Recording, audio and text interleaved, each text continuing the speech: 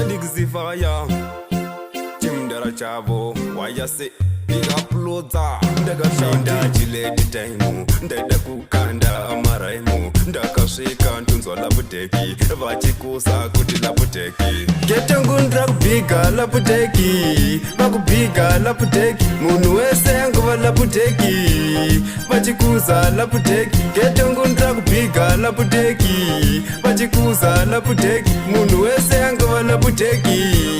vachikusa laputeki laputeki nyama isina sauti iri kudiwa zvisina dhauti ndiyo nyama iri siteki ikupedza kana dry mouth nayo vazhinji vari kufara asi vamwe vari kurwara vamwe vacho vakadofa nemudumbu vari kukabira getangu ndakubhiga laputeki vakubhiga laputeki munhu wese angova laputeki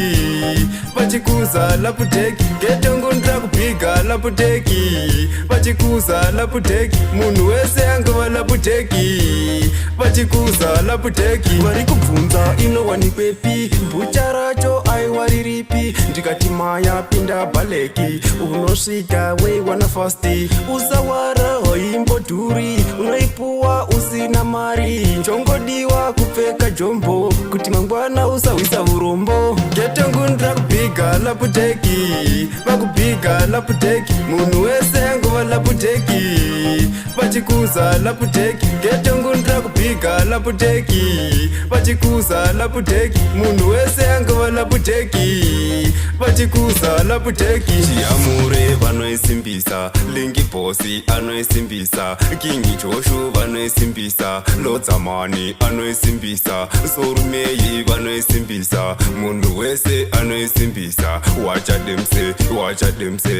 adilo star achimdara chavo getangu ndakubhiga laputeki vakubhiga laputeki munhu wese angova laputeki vachikusa laputeki getangu ndakubhiga laputeki vachikusa laputeki munhu wese angova laputeki vachikusa laputeki to big up Empress Noku, big up Panache, playing of the chitutu Seku Ela Wayase